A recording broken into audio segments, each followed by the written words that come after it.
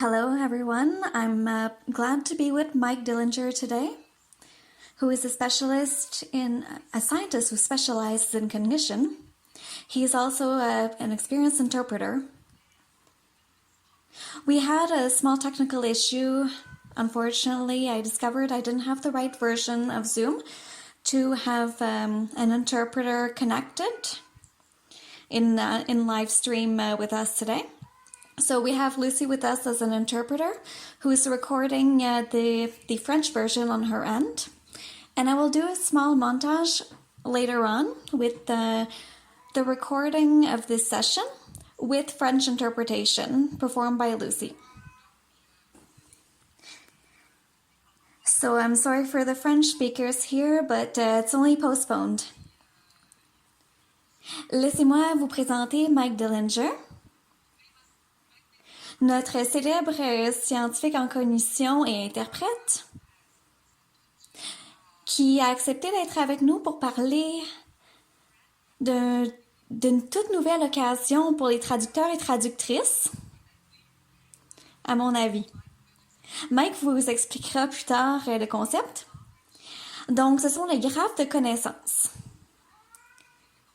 Les graphes de connaissances sont un concept un peu difficile à comprendre, mais avec les explications de Mike, je pense que tout ça va être plus clair pour vous. Commençons par discuter, si vous voulez bien. J'aimerais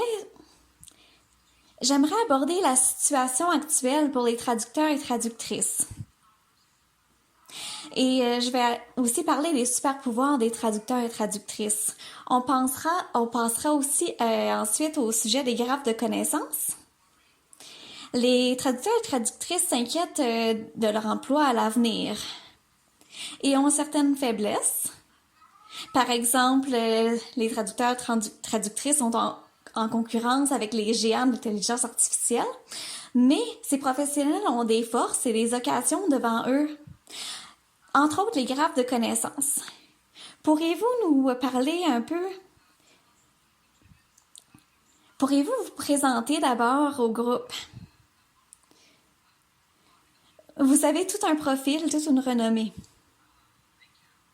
Merci, oui. Que puis-je dire sur moi-même? Je suis chercheur en sciences cognitives et j'ai de l'expérience comme traducteur et interprète. Le sujet de ma thèse de doctorat était la manière dont les interprètes pensent et réfléchissent durant l'interprétation simultanée. C'est un sujet que je tiens fortement à cœur et c'est un grand plaisir de vous entendre d'entendre parler français depuis plusieurs années. Je suis éloignée du Québec depuis trop longtemps, en fait. Que discuter d'abord? Donnez-moi quelques instants. Vous avez fait votre thèse de doctorat avec Frederickson à McGill, oui? Et vous êtes ensuite disparu de ma vie en quelque sorte. Oui, en effet. J'ai enseigné la linguistique au Brésil pendant plusieurs années. Je suis ensuite revenue pour travailler en traduction dans le domaine de la traduction automatisée pendant quelques années et de la traduction automatique, de la conception des systèmes de traduction machine à appuyer les compagnies dans leur utilisation de ces systèmes. Après ça, je me suis impliquée dans le domaine plus nouveau, des graphes de connaissances. C'est une forme de connaissance structurée qu'on peut exploiter en intelligence artificielle. J'ai mis sur pied une équipe pour travailler là-dessus chez LinkedIn. Et on a fait tout un progrès considérable à cet égard. Et j'ai continué à partir de là avec d'autres projets.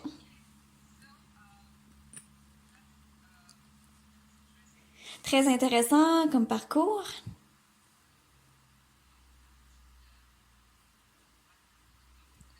Vous êtes penché sur les faiblesses des traducteurs et traductrices sur le marché d'aujourd'hui. On parlait de Mamango, c'est un acronyme qui désigne les grandes entreprises d'intelligence artificielle qui Un acronyme que vous avez créé d'ailleurs. Pourriez-vous l'expliquer? Bien sûr. Excellent. Alors, ce que vous mentionnez, c'est le contenu d'une présentation que j'ai donnée à Budapest, en Hongrie, il n'y a pas longtemps, dans le cadre de la conférence sur MemoQ, la plateforme pour traducteurs et traductrices que vous connaissez bien. Et j'ai abordé l'éléphant dans la pièce, en quelque sorte, dans le domaine des services linguistiques, qui inquiète les traducteurs et traductrices parce qu'on entend que les professionnels langagiers vont devenir moins pertinents à l'avenir. Alors, j'ai fait une analyse des forces, faiblesses, des possibilités et des menaces. Pas nécessairement dans cet ordre. J'ai commencé par les menaces que j'ai mentionnées, qui émanent de Mamango. Mamango est un acronyme que j'ai créé moi-même pour désigner des grandes entreprises technologiques. Meta, Amazon, Microsoft, Apple, Nvidia, Google, je vois, et OpenAI. Ce qui se passe, c'est que ces entreprises ont un géant budget. Et ils ont ce que j'appelle un très grand mégaphone. Tout ce que disent ces entreprises se fait amplifier au grand public. Et si on écoute seulement leur version des faits, une version des faits qui les aide à croître, en fait. Et le public croit parfois que leur version est la seule version des faits. Mais ce que disent les géants de la technologie n'est pas la seule réalité à l'heure actuelle. Pour les cas d'utilisation, la manière dont on utilise les outils de ces entreprises multimilliardaires, selon elles, l'automatisation est un incontournable. Et la quantité de contenu traité est plus importante que la qualité, à leur avis. Mais c'est seulement un cas d'utilisation et il en existe tant d'autres. Si on écoute le discours de ces géants de la technologie qui font partie de l'acronyme Mamango, on peut croire à tort que les traducteurs ne sont pas nécessaires, mais ce n'est pas vrai. Ça peut être vrai seulement dans certains cas d'utilisation. On ne veut pas que les humains s'assoient et traduisent les requêtes de recherche pour Google, par exemple, ou des courriels que les gens vont envoyer aux poubelles. Il existe trop de ce contenu. Ce contenu est très ennuyeux d'ailleurs. Vous vous rappelez peut-être du système de météo au Canada. Ce système fut le premier pour la traduction automatique au Canada. Et le premier système de traduction machine au Canada a épargné aux traducteurs et traductrices la traduction de rapports ennuyeux au quotidien. Mais c'est un cas d'utilisation particulier qui ne reflète pas l'ensemble du marché de la traduction et de la création de contenu. C'est pour ça que je veux parler des géants de la technologie. Et on s'inquiète là-dessus, oui. Parce que ces entreprises de l'acronyme Mamango ont un budget considérable et crient haut et fort que leur code d'utilisation est bon. C'est le point que je veux faire. Quand on entend leur discours dans ces grandes entreprises, on veut prendre ce discours avec un grain de sel. Parce que ces entreprises parlent de ce qui est intéressant à leurs yeux. J'ai une question là-dessus parce que du point de vue des traducteurs et des traductrices et non des interprètes, dans les agences de traduction,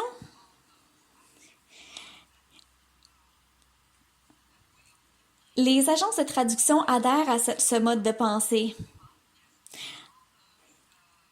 Alors, les agences se procurent tous les outils technologiques qui ont été mis au point par ces grandes entreprises, ce qui est assez difficile pour les traducteurs et traductrices de travailler avec ces systèmes dans ces conditions parce que les outils d'IA ne sont pas faits pour les professionnels langagiers, mais fonctionnent plutôt à l'avantage des agences de traduction. Je ne suis pas sûre que je suis d'accord. Les outils sont faits pour aider les traducteurs à travailler plus efficacement.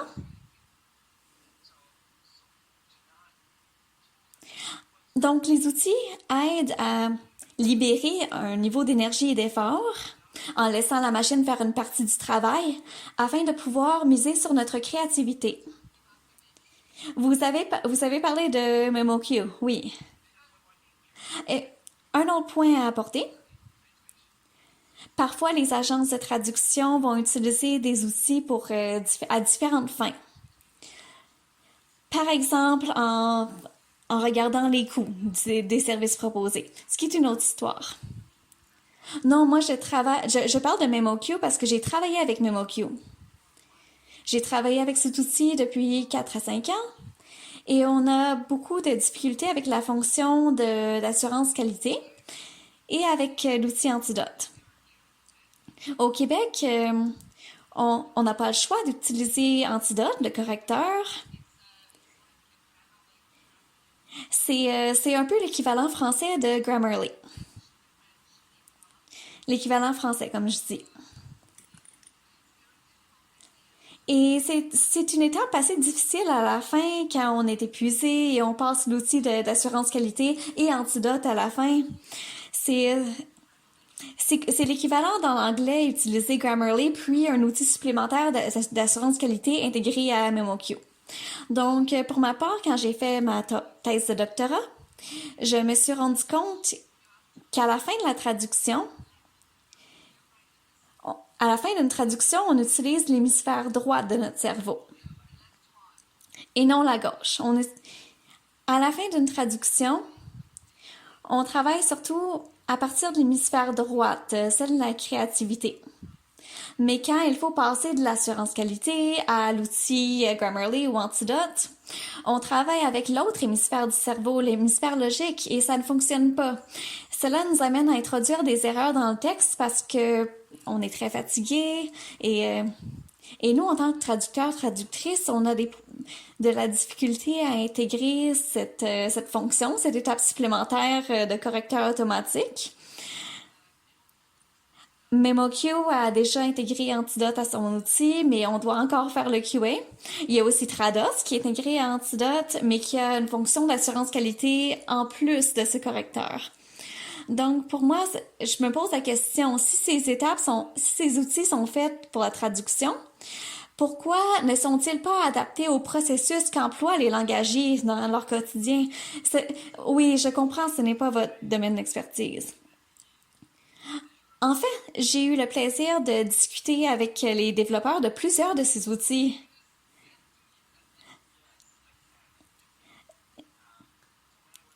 Quand j'ai travaillé dans le domaine de la traduction automatique, un des sujets sur lesquels je me suis penchée, c'est de contribuer à l'intégration des outils de traduction assistée par ordinateur à la traduction machine. J'ai travaillé sur le premier système qui a offert cette fonction. Et c'est devenu la norme maintenant pour les outils de mémoire de traduction d'avoir une fonction de traduction automatique intégrée. Donc, concevoir des outils, c'est un travail assez difficile. Les outils à notre disposition présentent plusieurs problèmes. Vous n'en mentionnez qu'un parmi d'autres. Vous avez raison en quelque sorte parce que nous n'avons pas d'outils qui sont ciblés pour les problèmes qu'éprouvent les traducteurs. Ils répondent aussi à des problèmes de gestion de projet.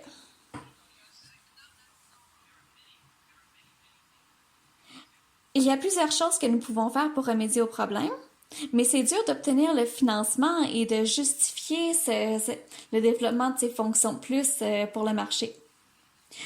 On est donc sur la même page.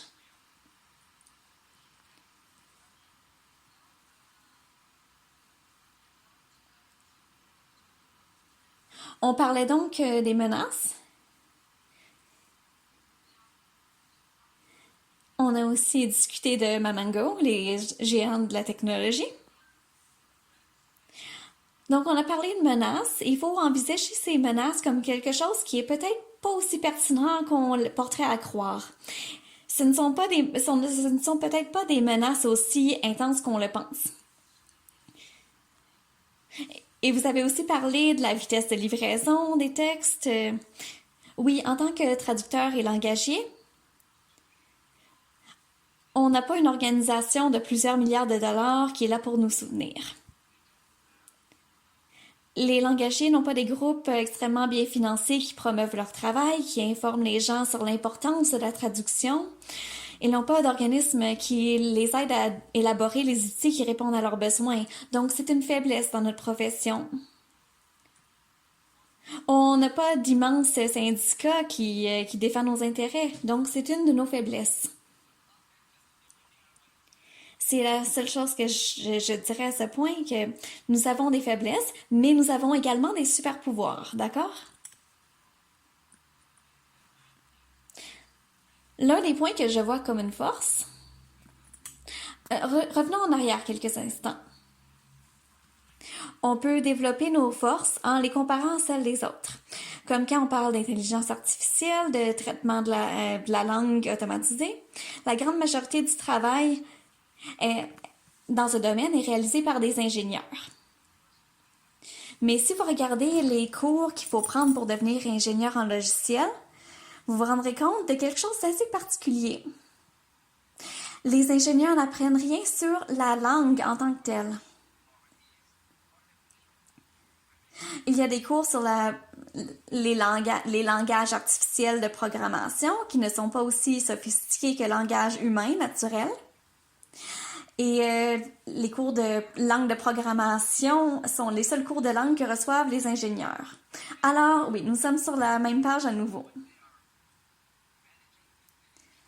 Quand les ingénieurs gèrent les processus et organisent les travaux, tout naturellement, les ingénieurs utiliseront ce qu'ils connaissent pour résoudre des problèmes comme ceux de la langue. Mais il y a plusieurs subtilités et défis associés à la langue que, comme je m'en suis rendu compte, à mon avis, que les ingénieurs ne comprennent pas tout à fait. C'est pour ça que je parle des super pouvoirs des langagiers.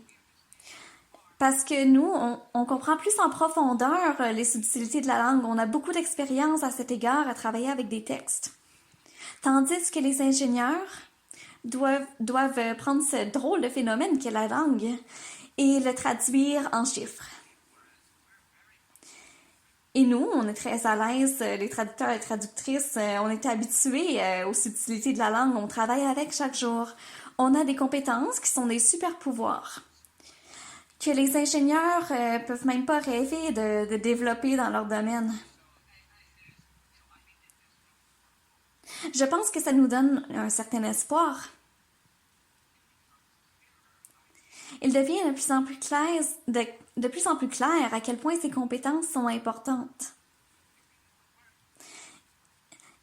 Et ces compétences vont voir qu'il va y avoir de plus en plus de possibilités pour les traducteurs et traductrices. Mais pour les ingénieurs, la langue, pour un ingénieur, c'est un ensemble de données non structurées, aléatoires, un paquet d'informations non structurées. Selon moi, ça veut dire que les ingénieurs ne comprennent pas ce qui se passe du côté de la langue, de son fonctionnement. Et quand on examine de près comment les ingénieurs discutent la langue, par exemple dans les grands modèles de langage ou GML, les ingénieurs voient les unités lexicales comme des jetons. Donc, ils définissent les sortes de jetons, les relations entre ces jetons lexicaux. Mais non, ils ne parlent pas des relations des jetons lexicaux, ni de leur sens, de leur sémantique. Ils ont une vision typique des ingénieurs de quelque chose qu'on perçoit de manière tout autre en tant que traducteur. Pourrions-nous maintenant parler de jetons et de statistiques pour les ingénieurs? Oui, bien sûr.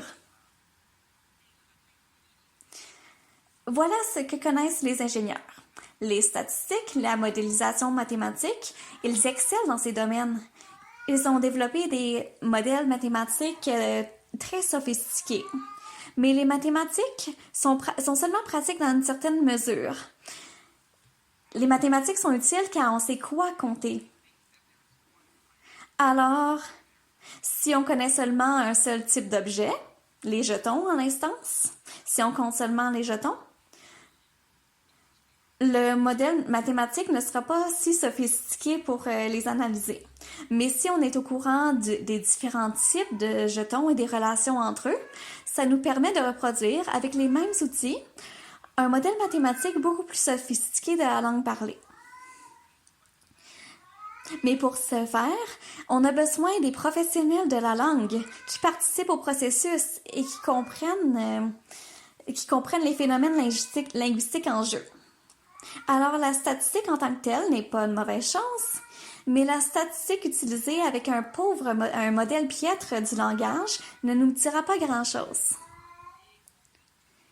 Est-ce que les ingénieurs sont ouverts à l'idée que les professionnels de la langue, comme nous, collaborent avec eux? Seulement quand elles pensent qu'elles sont dans le trouble. Oui, je vois. Est-ce que ces troubles arrivent souvent? Oui. Par exemple, vous connaissez le concept d'hallucination en IA? La raison qu'il existe des hallucinations est que les modèles de langage utilisés sont appauvris. Voilà pourquoi les problèmes surviennent. Donc, quand un groupe est assigné à résoudre des hallucinations, ce groupe s'intéresse beaucoup plus aux compétences des gens qui comprennent la langue en profondeur. C'est l'une des raisons. C'est à mesure que les gens prennent conscience que les choses ne sont pas aussi simples qu'elles ne le semblent, il y aura une augmentation de la demande pour nos compétences linguistiques.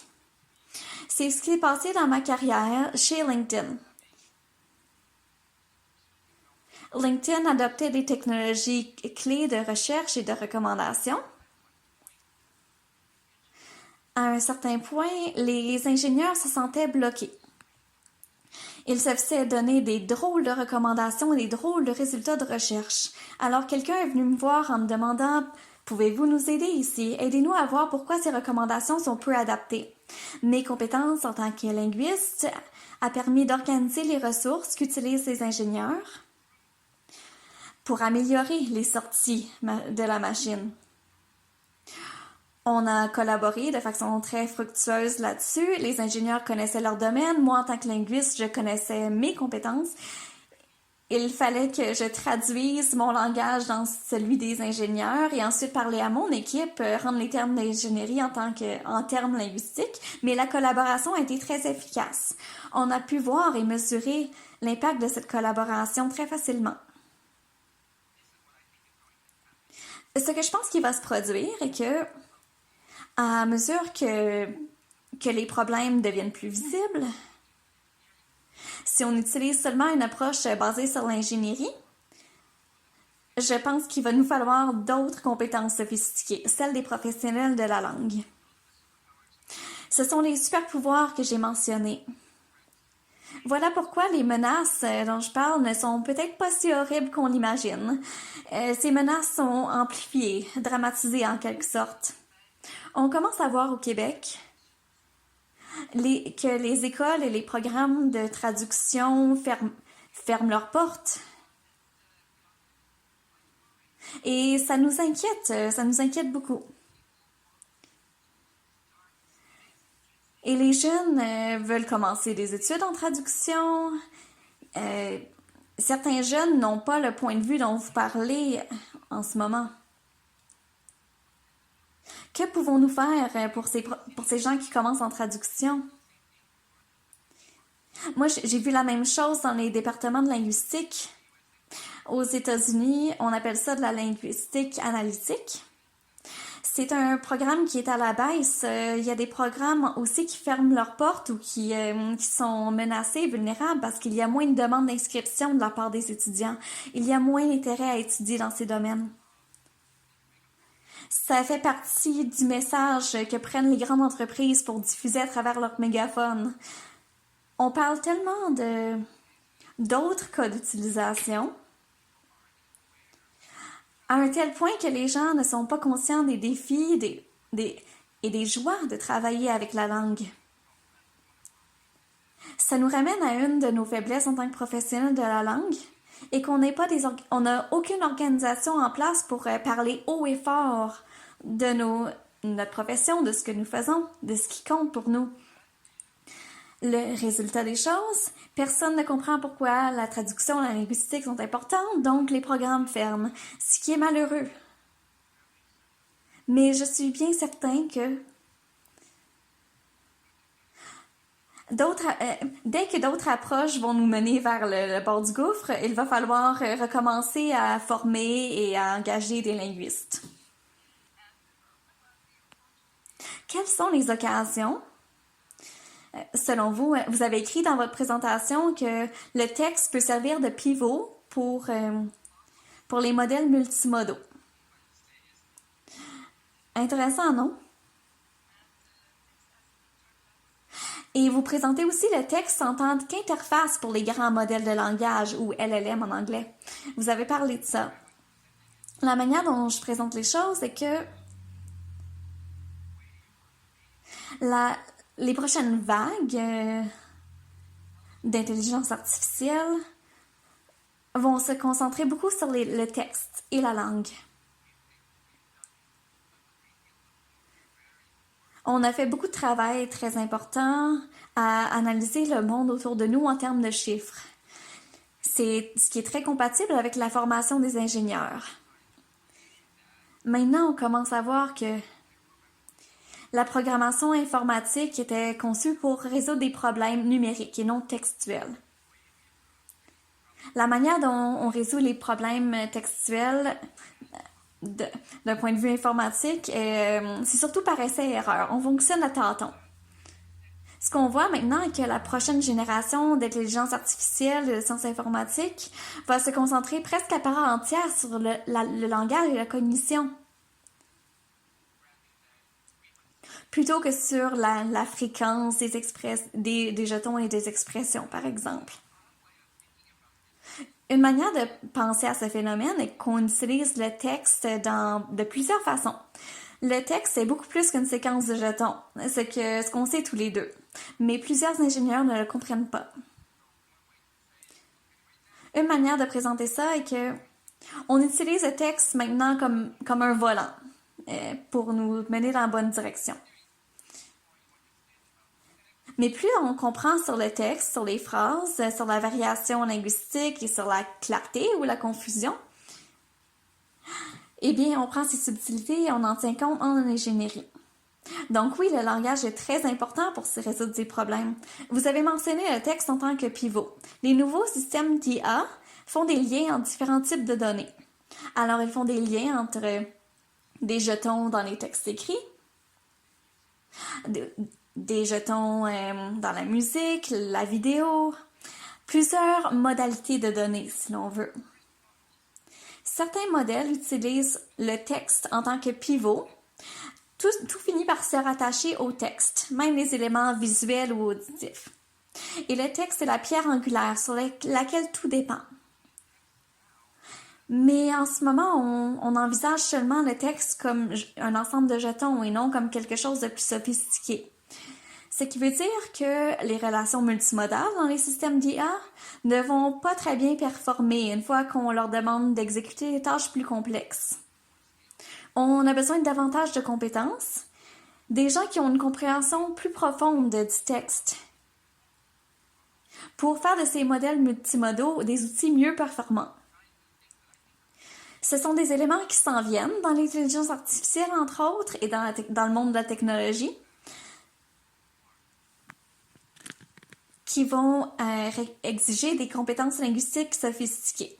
Vous avez aussi parlé des interfaces. En ce moment, les grands modèles de langage sont excellents pour générer des phrases. J'ai prédit ça depuis des décennies. Ça semble miraculeux à quel point les outils d'intelligence artificielle génèrent des phrases bien écrites. Mais comment pouvons-nous garantir que ces phrases sont motivantes, captivantes, pertinentes sur le plan culturel et non offensantes? Mais pour améliorer la performance à cet égard, on a besoin de gens qui sont formés dans ce domaine, formés dans le domaine des langues. Vous voyez? Alors le texte a de nombreuses fonctions, plus qu'une simple séquence de jetons. Mais je pense que les ingénieurs ne se rendent pas compte à 100%.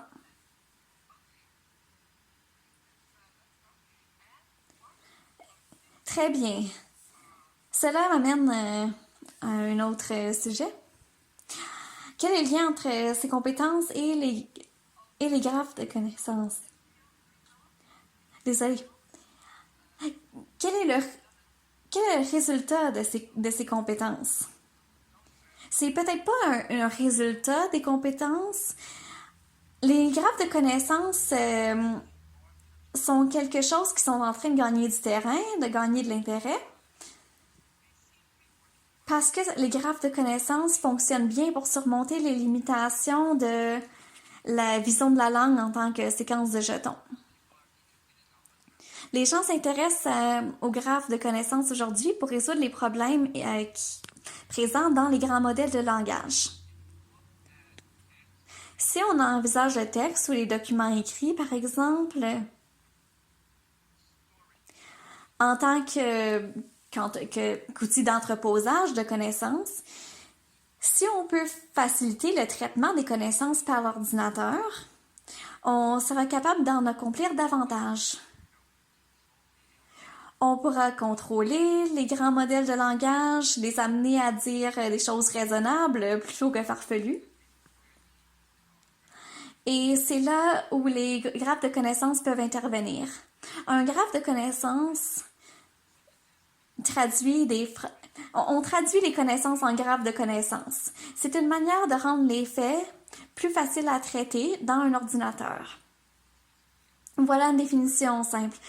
Un graphe de connaissances est une collection de faits. Les faits se trouvent dans une syntaxe très simple. Certaines des compétences, des caractéristiques clés, de ces outils, est que les graphes de connaissances se fient à des concepts. Si vous avez 100 différentes manières de parler d'un ingénieur logiciel, LinkedIn en trouvera plus de 100 en fait. Dans un graphe de connaissances, vous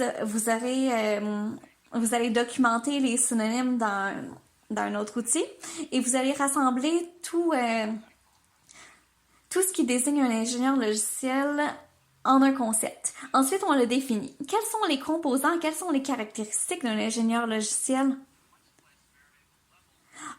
On examine les concepts qui sont beaucoup moins variables pour faciliter le traitement par les algorithmes et l'IA, qui rendent l'information plus digeste pour ces outils informatiques.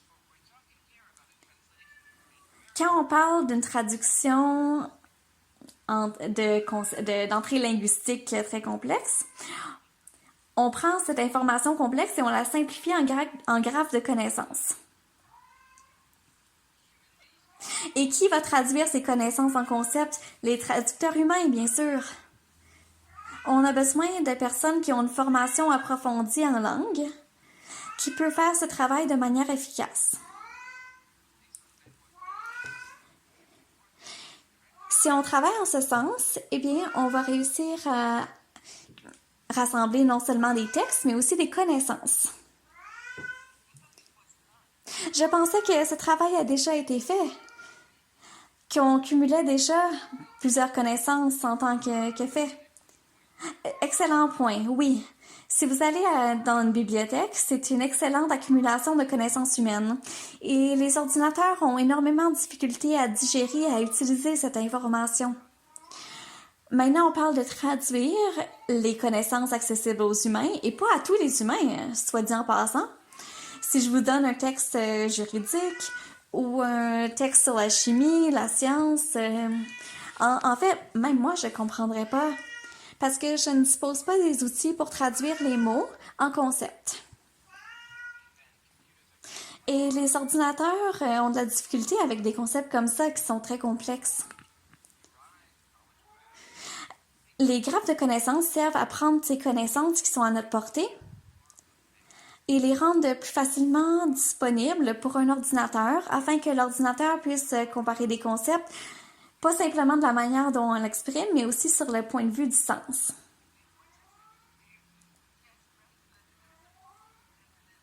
Il y a un problème avec les grands modèles de langage. Ils couvrent plusieurs langues, seulement un certain ensemble de langues majeures, si l'on veut. Ce ne sont pas toutes les langues qui sont couvertes dans les grands modèles de langage. Avec les graphes de connaissances, est-ce que nous pouvons découvrir de nouvelles langues, peut-être moins parlées.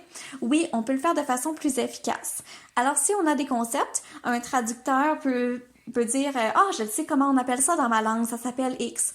Et donc, on sépare le travail d'accumuler les connaissances et le travail de documenter comment on l'exprime.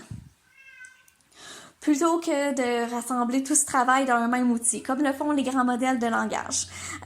On a un texte en une langue et l'outil le traite comme connaissance. Mais c'est seulement une séquence d'informations pour un ordinateur qui est difficile à traiter. Avec les graphes de connaissances, on essaye de passer à la prochaine étape. Dans votre thèse, vous avez parlé de schémas entraînés et de diverses structures de connaissances. Et pour les graphes de connaissances, existe-t-il un modèle d'entraînement? Oui, c'est juste un nouveau terme pour la même chose. On parle de connaissances structurées. On a déjà parlé de cadres, de schémas par le passé, de réseaux sémantiques. Le vocabulaire a changé. Et l'intérêt envers ce sujet a diminué pour ensuite augmenter de nouveau. Il y a plus d'intérêt envers le sujet avec de nouveaux noms. On connaît par exemple les familles de textes, les taxonomies. Les gens élaborent des taxonomies qui sont des structures de connaissances. Malheureusement, les taxonomies sont limitées dans les types de connaissances. Elles ne documentent que quelques types de relations entre des entités. Mais un graphe de connaissances est plus global. Il inclut les taxonomies, les ontologies et d'autres types d'informations. Vous pouvez utiliser une taxonomie comme un squelette en quelque sorte pour un graphe de connaissances. Ce n'est pas le graphe en entier. Le graphe n'est pas une taxonomie. Vous avez travaillé avec Marie-Claude Lhomme en terminologie? Oui, la terminologie est un cas très intéressant ici. Les terminologues sont des professionnels comme nous. Ils ont un rôle et des compétences importantes. Mais je pense que les terminologues ont une certaine difficulté. Ils ont de la difficulté à expliquer pourquoi et comment leur travail est important. C'est difficile de vendre des services de terminologie à une entreprise parce que l'entreprise se demandera pourquoi as-tu besoin d'un terminologue? Non, elle ne voit pas le besoin. C'est difficile de convaincre les entreprises. Mais je pense que les terminologues ont des compétences essentielles pour les graphes de connaissances. Ils excellent à délimiter un concept et à le décrire. Ils ne sont pas habitués à décrire un concept pour un ordinateur parce qu'ils le font pour les humains, mais avec un peu plus de formation, on peut remédier au problème et dire au terminologue, voilà, prenez votre définition du concept et traduisez-le dans un format accessible pour l'ordinateur. Les terminologues vont sans doute jouer un rôle important dans l'élaboration de graphes de connaissances. C'est un nouveau cas d'utilisation de leurs compétences qui est redirigé dans un autre sens, comme je dirais. Les traducteurs et traductrices, pour la même raison, vont jouer un rôle semblable. Les grands modèles de langage couvrent seulement un certain éventail de langues et pas toutes les langues parlées. Quand on regarde la recherche sur les grands modèles de langage linguistique, on voit qu'il manque de données et la compréhension est encore floue sur la manière de faire passer des jetons d'une langue aux jetons dans une autre langue. Et qui pourra nous dire comment remédier au problème? Ce n'est pas les ingénieurs. Et pour moi, je ne suis pas ingénieur, mais j'aurais de la difficulté à répondre à cette question. Parce que vous avez deux jetons, en français et en anglais par exemple, deux concepts qui se recoupent. Comment peut-on les mettre en correspondance? Comment peut-on les mettre en correspondance dans un graphe de connaissances? Je vous donne un exemple. On a ne pas et not en anglais. Deux mots, un mot, mais ça se correspond. Il y a aussi tous les mots pour ballon en français, tandis qu'on utilise un seul mot en anglais. Et les grands modèles de langage ne savent pas comment cartographier ces concepts, les associer entre eux. En anglais, on voit des cas désastreux de traduction de ces concepts. Par exemple, on a la traduction des termes comme docteur, qui a la forme féminine et la forme masculine en français. Et la traduction machine va parfois les traduire de façon tout à fait aléatoire. On a également le tu et le vous, et des distinctions semblables dans d'autres langues, que les grands modèles de langage ne savent pas comprendre. Ces grands modèles de langage ont de la difficulté à associer le vous, en anglais, le you, au tu ou au vous de politesse. Il y a un manque de connaissances pour une modélisation plus complexe du langage. Et c'est ce qui freine le progrès dans ce domaine. Pourriez-vous nous expliquer le concept des graphes de connaissances comme vous l'avez publié dans vos 4 articles sur votre page LinkedIn? Vous avez publié des articles sur les graphes de connaissances. Ça parle de la manière de commencer un graphe de connaissances à partir de la base. Oui, je vais vous en parler. J'ai un blog, j'essaie de publier chaque semaine au sujet des graphes de connaissances, des grands modèles de langage et sujets connexes. C'est sur mon profil LinkedIn. On réfère ici à un groupe de 3 articles qui vous explique que si vous voulez commencer un graphe de connaissances, par où faut-il commencer? Bien des gens pensent que les graphes de connaissances doivent être comme ceux de Google, qui ont des millions et des millions d'entités dans un seul graphe.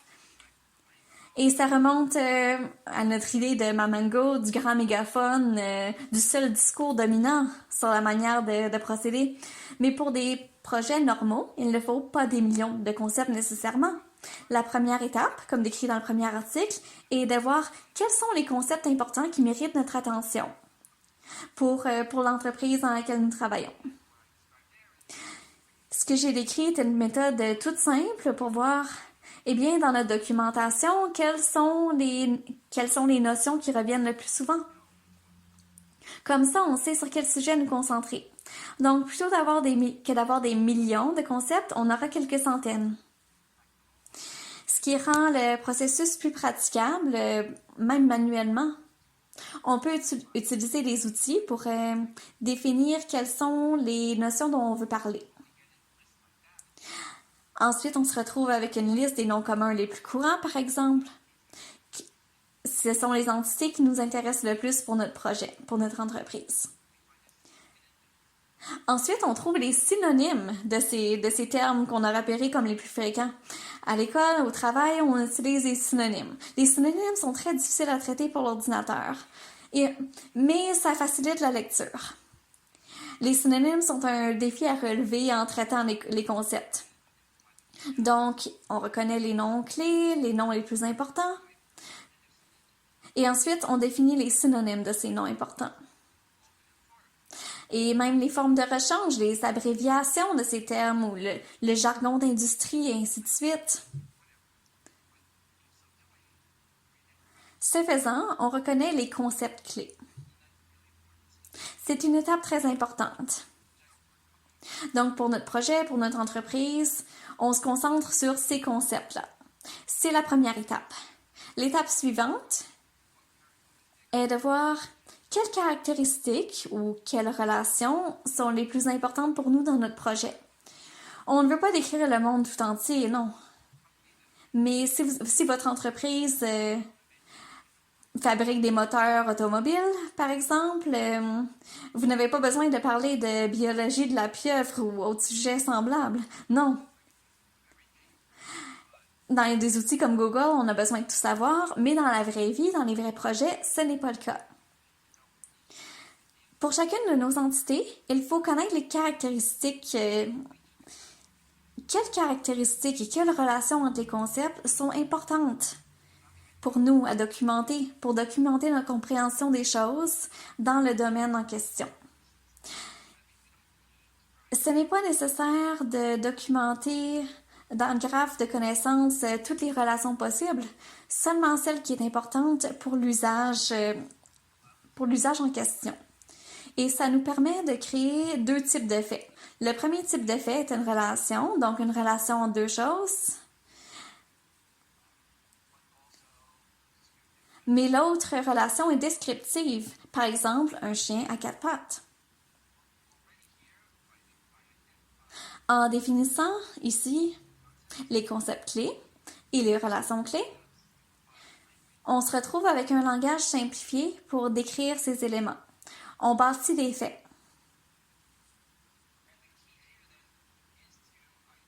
Et la clé est de reconnaître des synonymes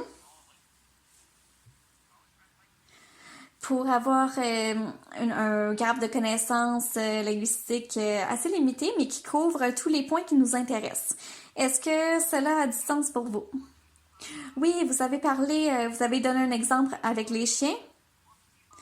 Pour moi, j'ai vu les relations qualité de, quality of. Est-ce une information qu'on peut utiliser dans un graphe de connaissances? Par exemple, le graphe de connaissances peut dire les pattes font partie du chien ou les pattes font partie d'un mammifère et ainsi de suite. Les éléments qu'on discute sont généralement des individus ou des catégories. Alors, vous pouvez parler d'un chien spécifique qui s'appelle Fido et qui a telle caractéristique, ou on peut parler des chiens en règle générale, qui ont généralement telle et telle caractéristique, mais avec des variations. On se retrouve ainsi avec des définitions variables. Si vous utilisez des synonymes, des mots en différentes langues pour parler d'un chien, il reste qu'on réfère au même concept. Donc, on sépare toute la variation linguistique du concept qui est à la base, puis on documente ce concept. Les grands modèles de langage ne fonctionnent pas de cette manière. Alors, à mon avis, les graphes de connaissances vont nous permettre de surmonter les obstacles dans le travail avec la langue. Si je comprends bien, les graphes de connaissances peuvent aider les grands modèles de langage à fournir de meilleurs résultats et de meilleures traductions, tout en évitant les hallucinations. Je vois. Oui, les graphes de connaissances ajoutent une couche de sens, tandis que les grands modèles de langage se concentrent sur la syntaxe. C'est un modèle plus riche, plus sophistiqué de la langue. Comme vous vous rappelez, je vous ai demandé de répondre à la question suivante. Est-ce que les graphes de connaissances peuvent aider à générer des traductions de qualité? Oui, bien sûr. Si vous utilisez des grands modèles de langage, le grand modèle de langage peut vous donner une séquence probable de jetons, tandis que le graphe de connaissances vous dira si cette séquence de jetons a du sens. Je vois. Mon autre question est, est-ce que les graphes de connaissances peuvent fournir des emplois aux traducteurs et aux traductrices? Vous avez répondu oui, parce que les traducteurs et traductrices peuvent aider à concevoir les graphes de connaissances. Ça pourrait faire partie de la description de tâches du traducteur. Oui, ce qui est probable. Il y a plusieurs manières de procéder. Un des points qu'on n'a pas discuté, c'est la perspective. Si on parle des connaissances sur les chiens, pour revenir à notre exemple, les caractéristiques courantes des chiens seront fort probablement différentes à différents endroits, selon la langue des locuteurs. Au Brésil, par exemple, les gens n'ont pas de chiens comme animaux de compagnie en général. Donc, les chiens, ce sera des chiens de ruelle au Brésil. Ils sont agressifs, affamés, assez laids en général. Et le concept au Brésil du chien est très différent de celui en Californie, par exemple, où les gens en ont comme animal de compagnie, dépensent de l'argent pour en prendre soin, et on les voit comme un animal qui est beau. Donc, quand on se penche sur ces différences-là, on peut commencer à documenter différentes perspectives des choses. Par exemple, je donnerai l'exemple du riz. Le concept du riz pour un fermier, pour un agriculteur, c'est une plante qui a des racines, une tige, des graines. C'est une plante qui réagit bien à une certaine quantité d'eau. Et on mesure les plantations de riz en acres ou en hectares. Si on demande au fermier combien de riz avez-vous, il va dire une centaine d'acres. C'est un concept assez clairement défini du riz. Et si vous demandez à quelqu'un qui cuisine sa définition du riz, eh bien, le riz n'a pas de feuilles, j'espère que non. Le riz n'est pas quelque chose qui a des racines et une tige. C'est quelque chose qui a été traité, décortiqué, puis séché et en sachet pour être cuisinier. Donc, un cuisinier vous dira, j'ai un sac de 5 kilos de riz. Les deux professionnels vont utiliser le terme de riz, mais pour désigner des réalités très différentes. Donc, les traducteurs vont devoir aider à définir comment un même concept peut beaucoup différer en fonction du contexte, pour éviter les problèmes de compréhension, bien sûr. Donc, si on traduit rice à riz, et que vous savez que le lecteur est un agriculteur, il se peut que vous modifiez quelque peu votre traduction. Si votre clientèle est un nutritionniste, vous pourriez utiliser d'autres termes. Pour eux, le riz est une source de, par exemple, vitamine A ou peu importe. Mais pour un agriculteur, la teneur en vitamines est tout à fait inconnue. On a la variation des concepts. Et pour ça, pour traiter cette variation des concepts, ça prend des compétences linguistiques afin de tout documenter.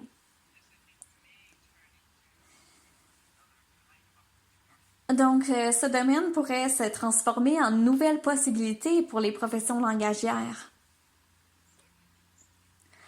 Fort intéressant. Merci pour ce message d'espoir pour notre profession, qui va aider beaucoup de personnes à entendre ce que vous dites, parce que de nos jours, il y a un problème avec la post-édition. Vous connaissez le terme de post-édition? Oui. Bon nombre de traducteurs et de traductrices refusent de faire du travail de post-édition en raison des problèmes que vous avez mentionnés plus tôt. Les traducteurs et traductrices voient ils décident de ne pas faire de post-édition et finissent par traduire du début. Ils sont moins payés en raison des tarifs de post-édition. J'espère que ces traducteurs et traductrices entendront votre message haut et fort et comprendront qu'il y a un certain chemin à suivre. Oui. Et que les professionnels comprendront mieux le chemin à suivre, selon ce que vous avez dit. Alors, est-ce possible de vous suivre sur LinkedIn? Oui. Vous avez aussi dit que vous avez publié, que vous publiez un article chaque semaine sur ces sujets. J'essaye.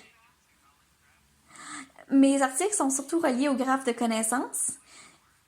Et aussi, on me pose des questions comme les vôtres sur les conséquences de l'intelligence artificielle sur les professions langagières. Alors, je vais aborder ces sujets un peu plus à l'avenir. Beaucoup de temps dans mon travail est consacré à informer les gens sur les graphes de connaissances. Parce que je vois tellement de valeur dans les graphes de connaissances. Je les vois comme quelque chose de pertinent pour résoudre plusieurs problèmes associés à l'IA. Et aussi comme une source de nouvelles occasions professionnelles pour les langagiers. Avez-vous donné des cours sur les graphes de connaissances? Ce qui nous permettra d'en savoir plus sur les graphes de connaissances? C'est une idée intéressante. Je devrais y réfléchir. Ça m'intéresse.